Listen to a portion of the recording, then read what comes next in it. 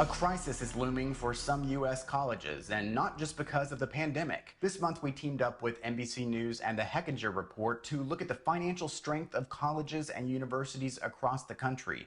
More than 500 showed warning signs of financial stress, including a pattern of declining enrollment. You can check any campus across the country and see how it scored using this financial fitness tracker linked in this story on your station's website.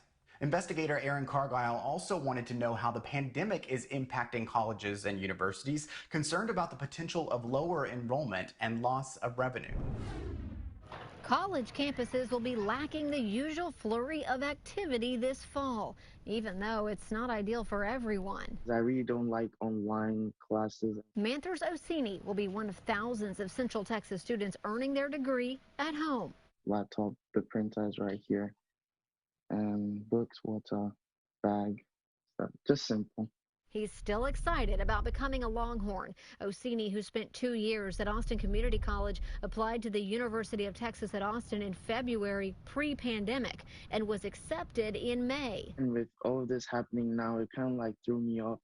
I was like, do I still transfer? I just decided to go with it like it's a challenge anyways. We still don't know how fall enrollment at UT Austin will compare to last year, when more than 51,000 students were enrolled.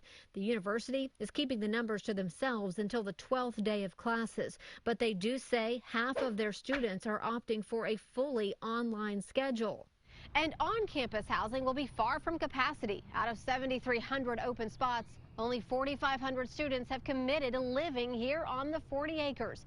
And just one student who chooses to learn from home, rent-free, is saving more than $12,000 on room and board. That's money the university is not getting. Over the summer, UT Austin said it was considering layoffs due to declines in future revenues and uncertainty surrounding the pandemic. But in a recent Zoom call with the interim president, he only said there have been some furloughs. St. Edward's University was the first in the area to make drastic budget cuts and lay off nearly 100 employees this summer, citing significant revenue decline and lower projected fall enrollment.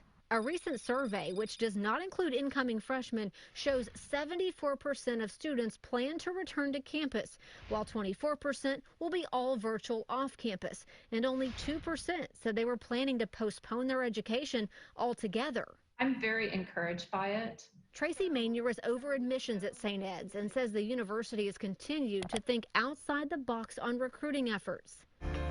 Welcome to the Village. Offering virtual campus tours,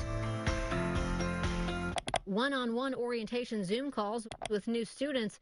I want to talk to you today a little bit about a course I'm teaching called American National Government. And brand new podcasts from professors explaining what to expect in the middle of the unexpected. We want them to continue to thrive during the pandemic. It's not enough for us to opt out of life for 6 months, 8 months, a year, however long this will last. We're still creating.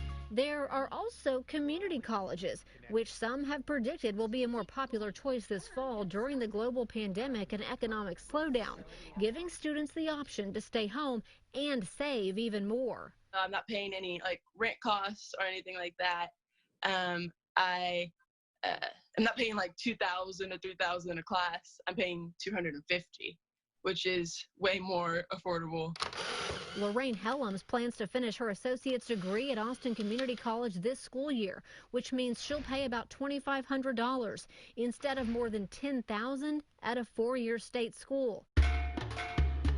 ACC isn't sharing fall enrollment numbers just yet, but summer enrollment surpassed last summer. How does that happen in the middle of a pandemic?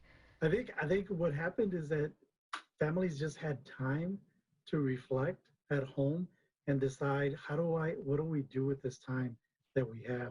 David Zuniga, who recruits students at ACC, says they typically make their fall decision in July. But this year, he's noticed many students pushing it off until August to wait and see how 4-year universities were going to handle this semester. For State of Texas, I'm Erin Cargile. Most colleges and universities plan to release enrollment numbers after the first few weeks of classes. Online now in this story, we've mapped out a few colleges and universities. Scroll over each one to see the data we've analyzed, including how many students are choosing all virtual or in-person classes. You can also find a link to the financial fitness tracker to check campuses across Texas. Well, classes at UT Austin started last week, and the university made several changes to ensure the safety of students and staff amid the pandemic. There are signs on the floor in many places on campus to remind everyone to social distance. Desks that are allowed to be occupied in classrooms are marked. UT is also using remotely switched classroom studios so professors can live broadcast the largest classes on campus. The battle in Washington over Postal Service funding could affect elderly Texans. More than ever, nursing home residents need to be able to vote easily and safely.